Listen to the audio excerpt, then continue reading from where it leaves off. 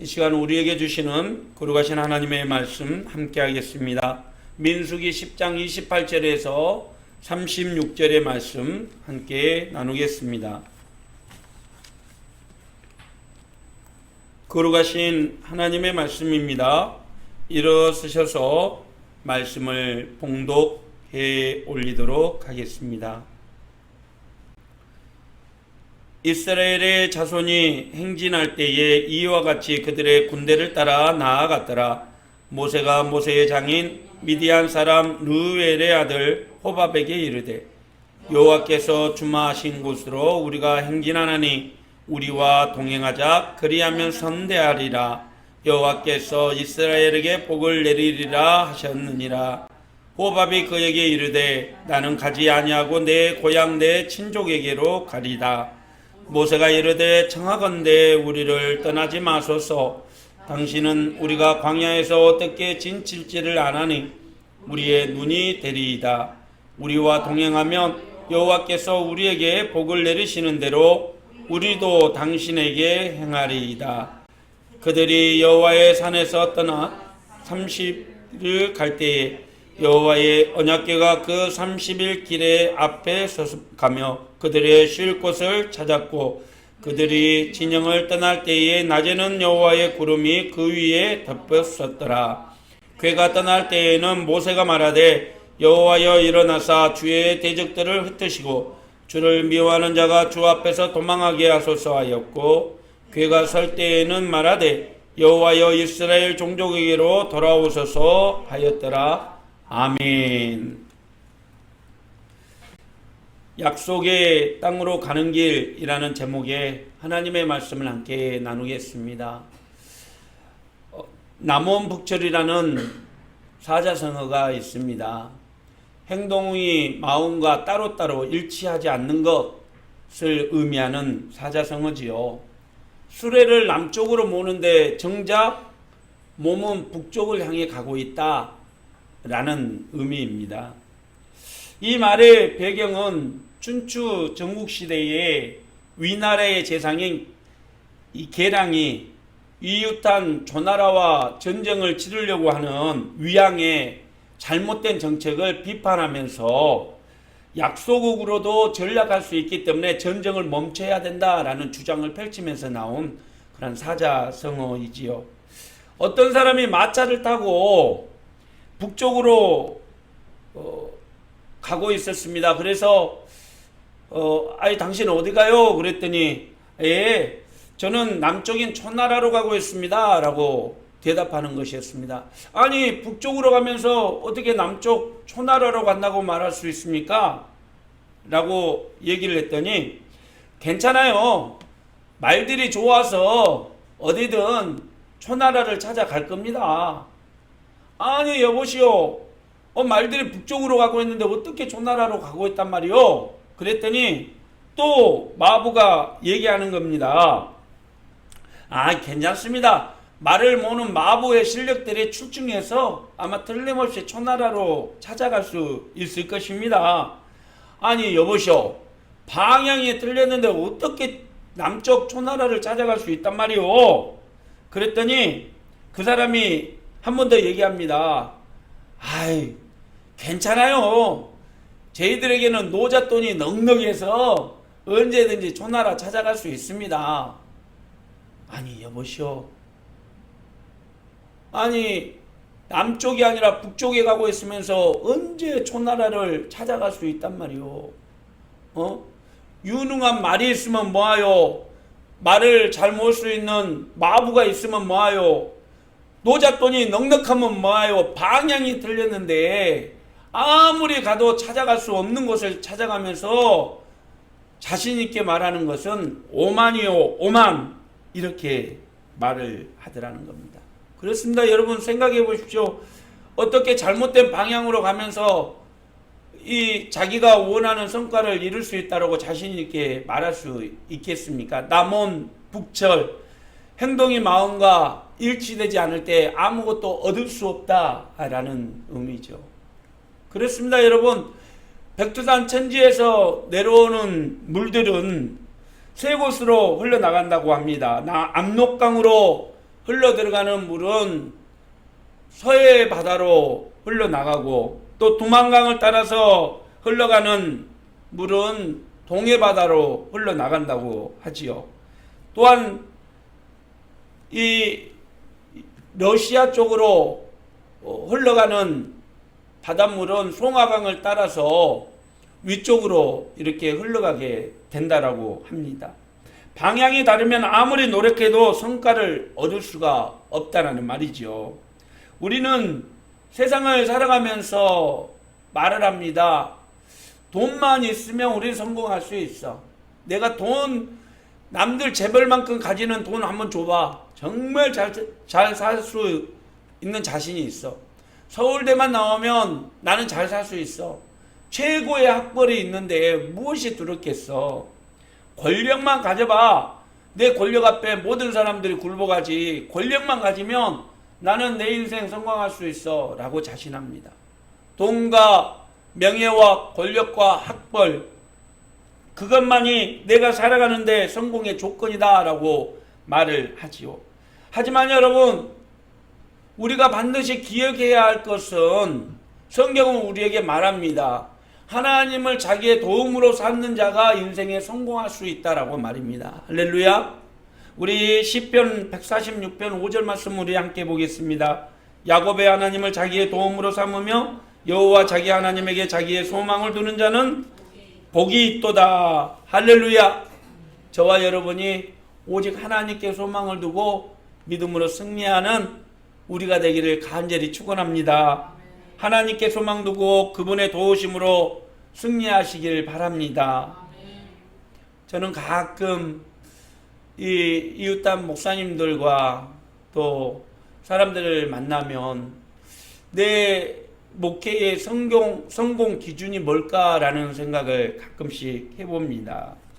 세상 사람들의 눈으로 보면 작은 교회 목사라고 한다면 에이, 목회가 그렇게 성공하지 못했군요 라고 먼저 시선을 바라보게 됩니다. 큰 교회 많은 성도들, 활발한 활동들, 가끔 TV에도 나오는 유명한 목회자가 돼야지 목회에 성공 좀 했다 라고 말할 수 있다라는 거죠.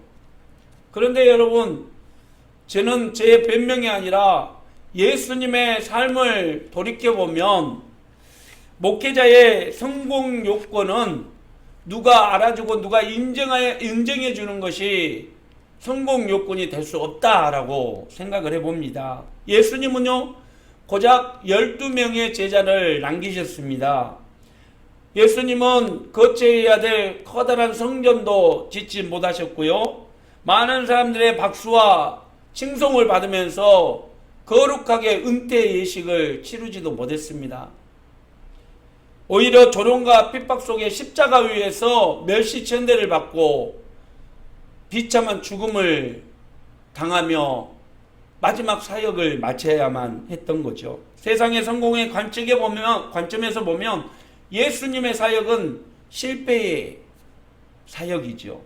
하지만 놀랍게도 성경에 보면 하나님은 그런 예수님을 하늘에 있는 자들이나 땅에 있는 모든 자들 앞에서 그 예수님 앞에서 무릎을 꿇게 했다. 예수님의 그 사역을 통해서 모든 사람들이 무릎 꿇게 했다라고 말씀하십니다. 우리 빌립보서 2장 9절 말씀 한번 보겠습니다.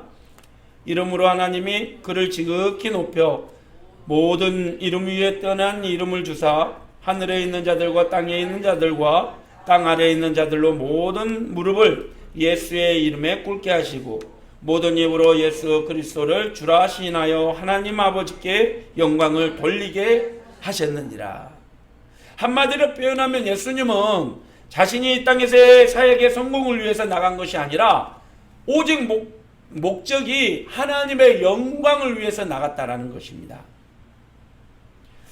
사랑하는 성도 여러분, 저와 여러분이 가고 있는 인생의 길, 하나님이 기뻐하는 하나님의 영광을 위해 가고 있는 길이 맞습니까?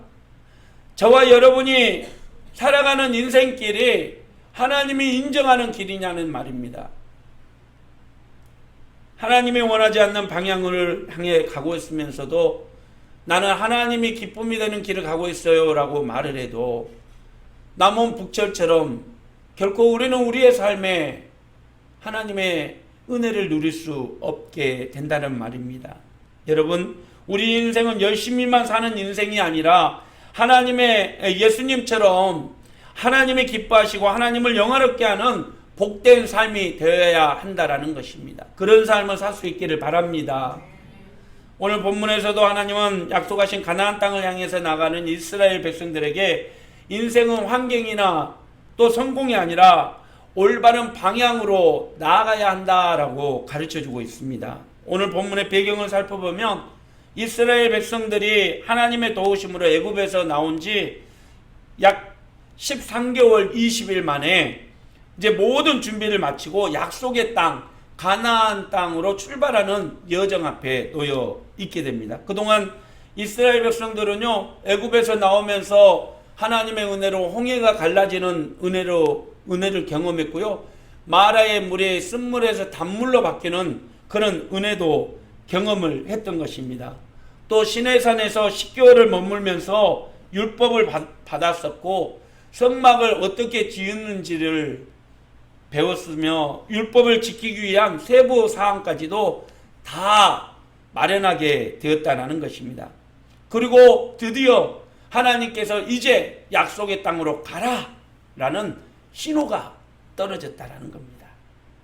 그리고 그 행진의 시작을 하는 하나님의 신호가 떨어진 거죠. 우리 11절 말씀 함께 보겠습니다.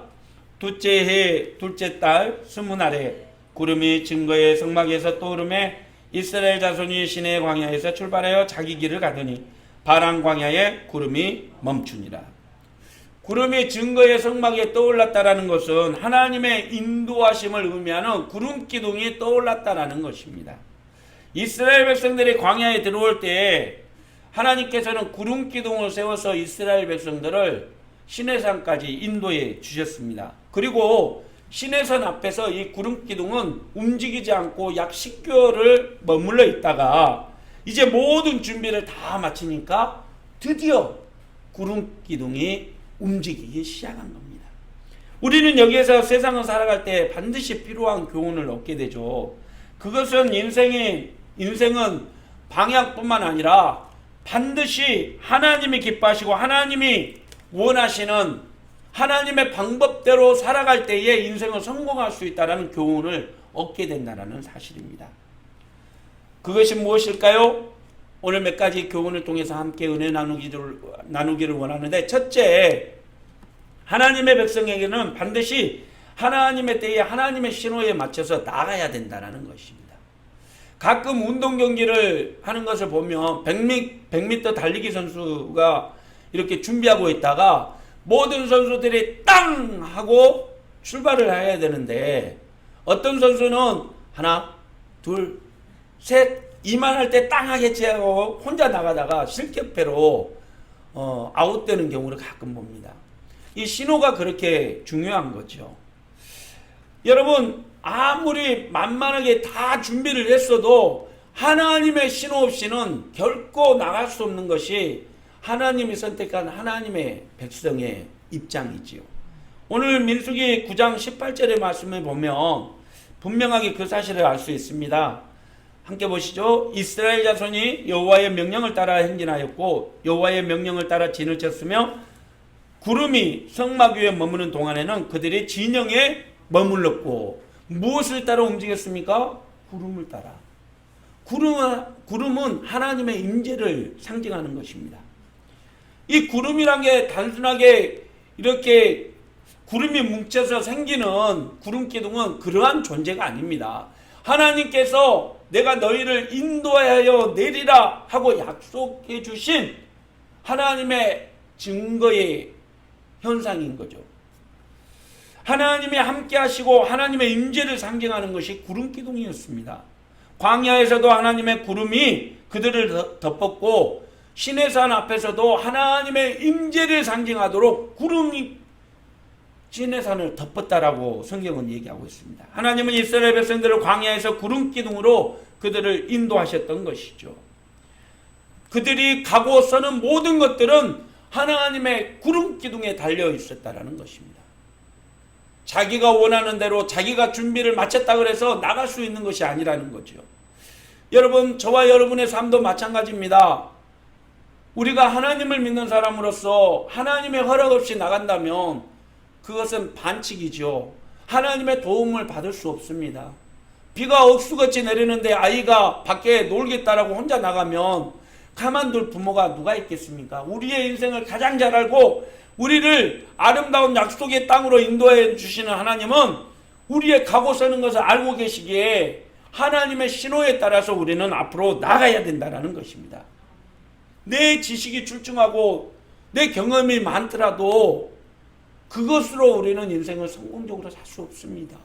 여러분, 하나님을 믿으십니까? 그렇다면 그분의 뜻을 구하고 그분의 신호에 맞춰서 인생을 살아가십시오. 반드시 하나님께서는 그 약속에 따라서 우리가 승리의 삶을 나가도록 인도해 주실 것입니다.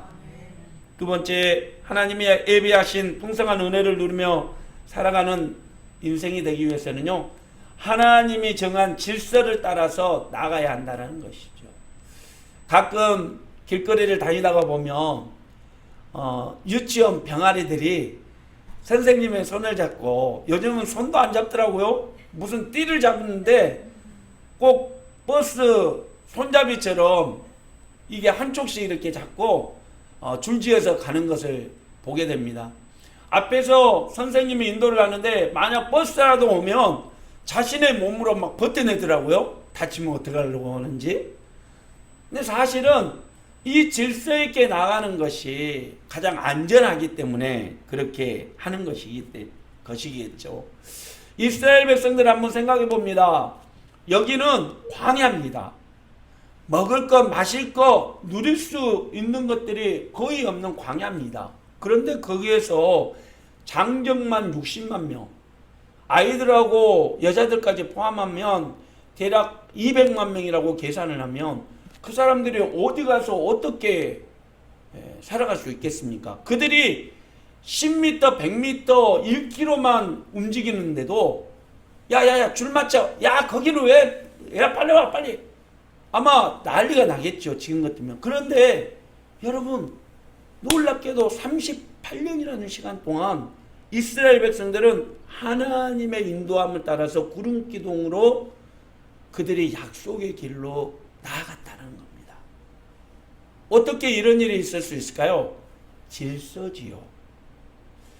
그냥 행진을 해도 그냥 나간 게 아닙니다. 오늘 본문에 보니까요, 행진하는데 딱 질서가 있어요. 제일 앞에는 뭐가 서요? 구름기둥, 하나님의 임재를 상징하는 구름기둥이 안내합니다. 그 다음으로는요, 하나님의 언약궤가 따라갑니다. 그 다음으로는 또 이스라엘 백성들의 스불론 지파, 이사갈 지파, 유다 지파가 이 이스라엘 진영을 보호하기 위해서 제일 앞에서 나아가죠.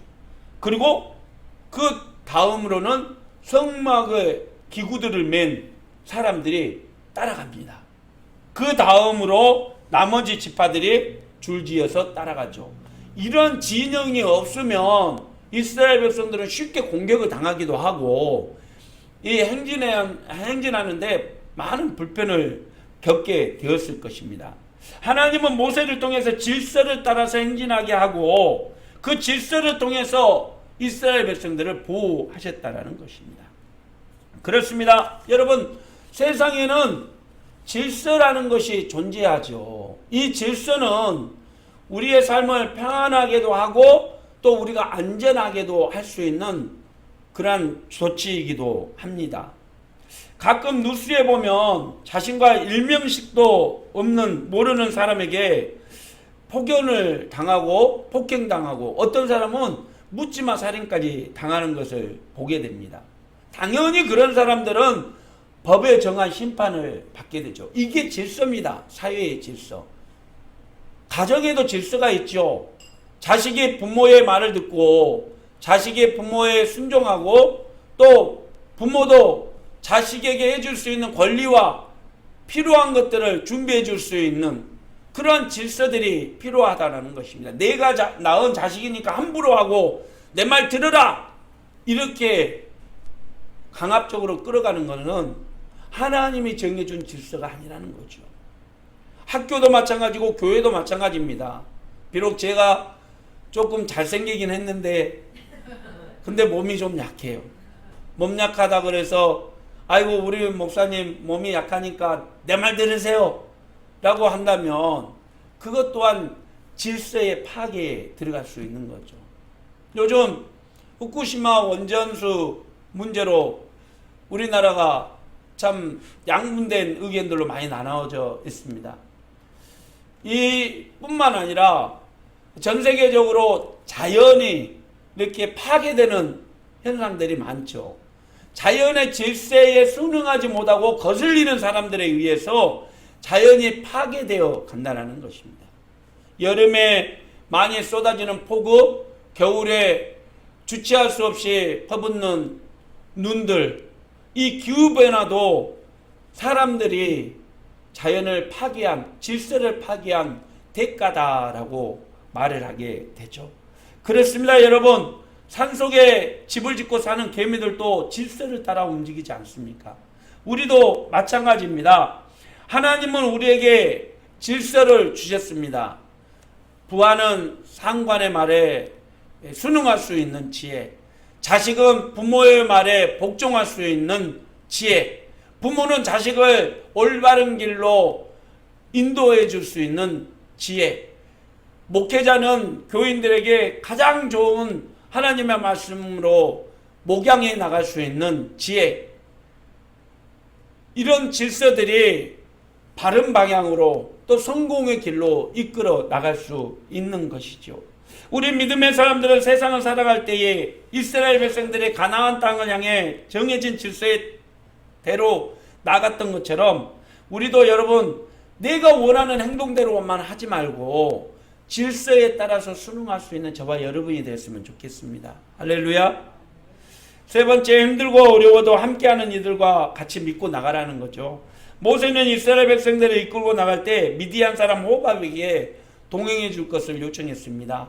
우리 성경 말씀 같이 보죠. 민수기 10장 29절의 말씀입니다.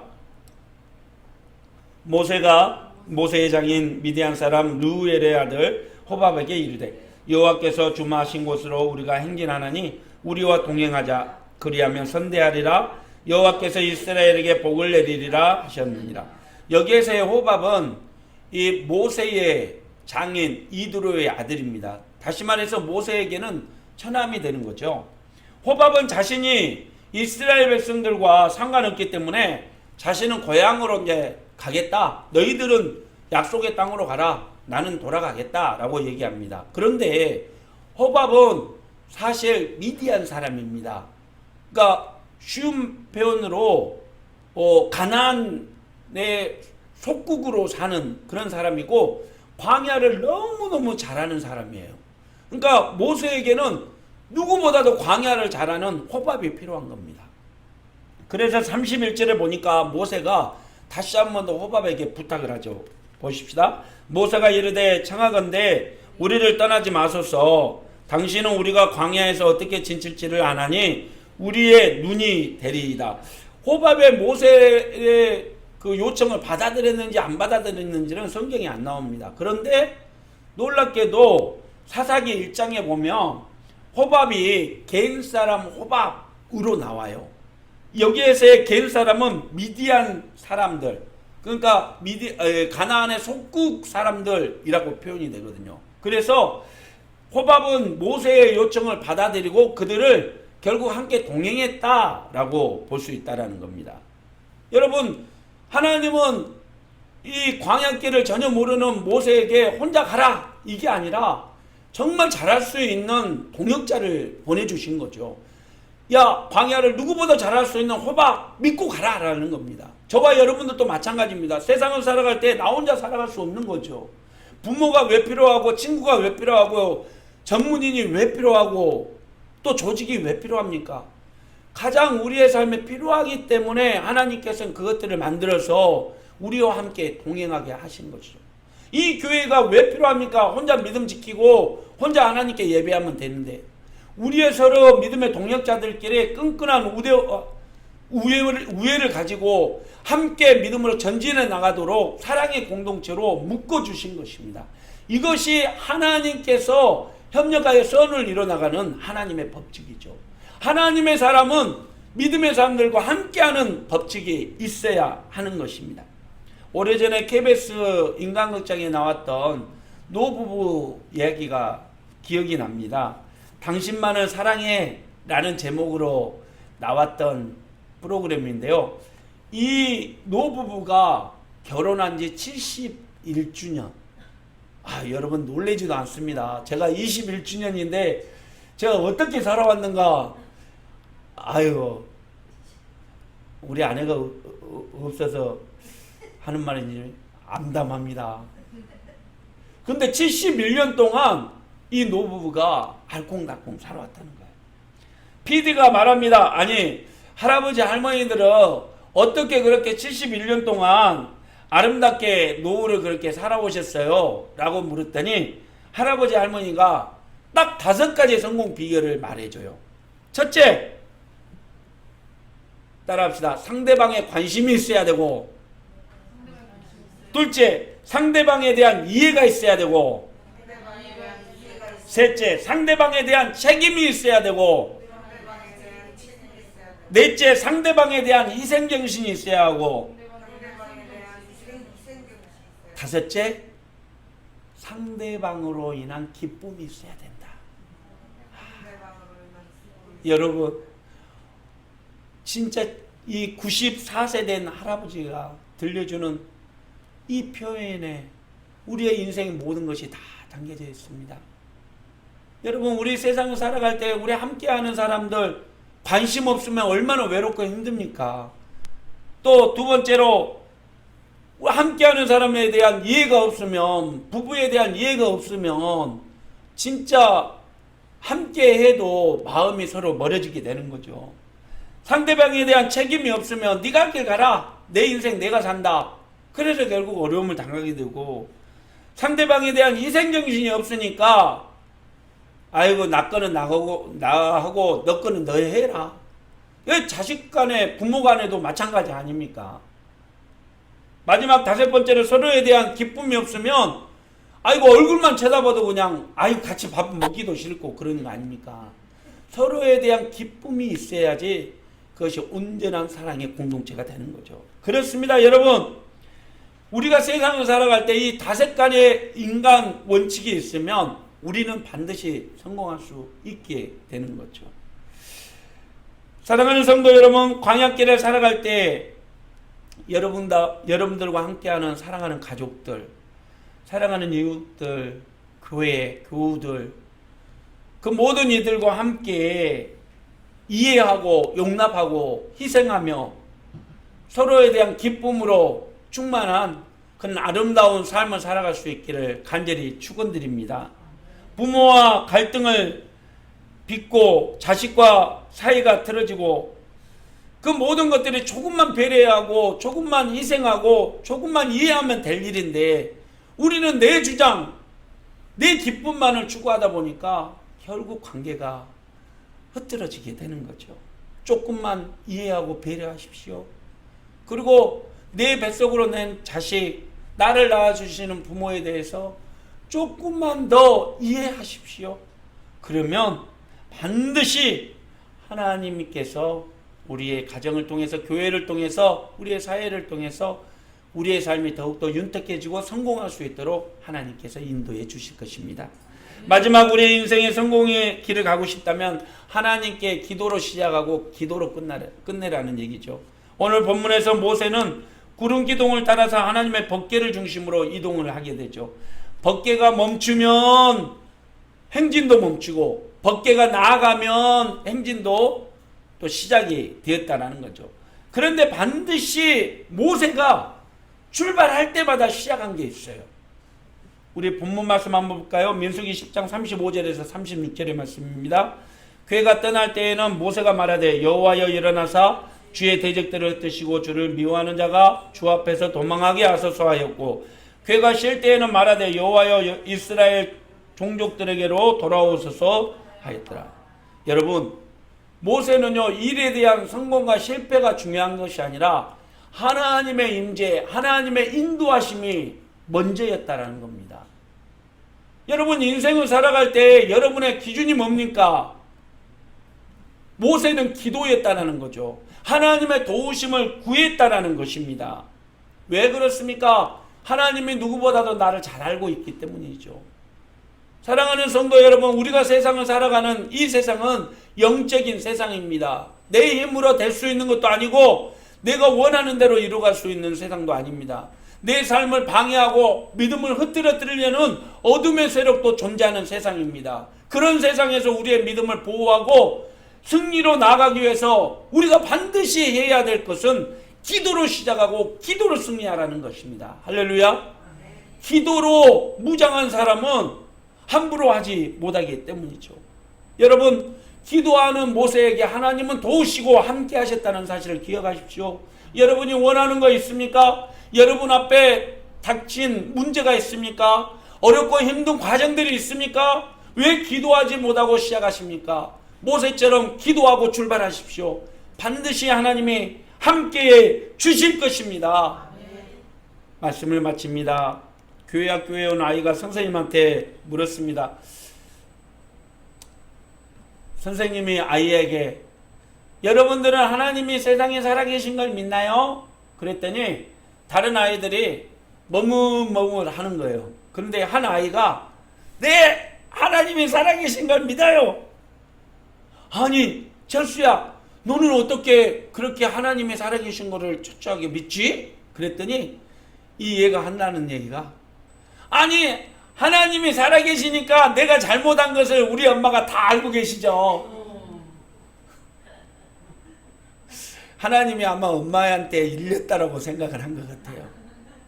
여러분, 이 아이도 하나님께서 모든 것을 아시기에 우리 엄마도 알고 있다고 생각하는데, 우리는 세상을 살아가면서 우리는 알고 있는데 하나님이 모르고 있다라고 생각을 합니다.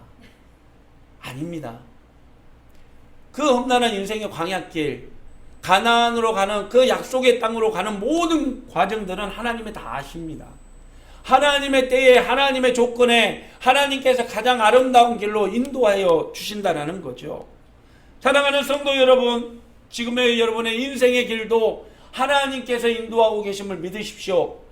하나님의 은혜의 구름기둥이 여러분 앞에 있습니다. 그 앞에서 기도로 시작하시고 하나님의 말씀 앞에 순종하여 하나님의 가라 하시면 가십시오. 여러분들과 함께하는 이웃들, 가족들, 사랑하는 공동체에 대해서 서로 손을 잡고 그들에 대해서 이해하고 배려하고 조금이라도 희생정신을 가지고 내가 먼저 섬길 때에 내가 함께한 공동체는 더 건강해지고 아름답게 됨을 믿으시길 바랍니다. 오늘 또 하나님의 은혜로 사랑하는 교우들 서 있는 그 삶의 현장에서 하나님의 풍성한 은혜가, 하나님의 도우심이 함께 하시기를 간절히 축원합니다.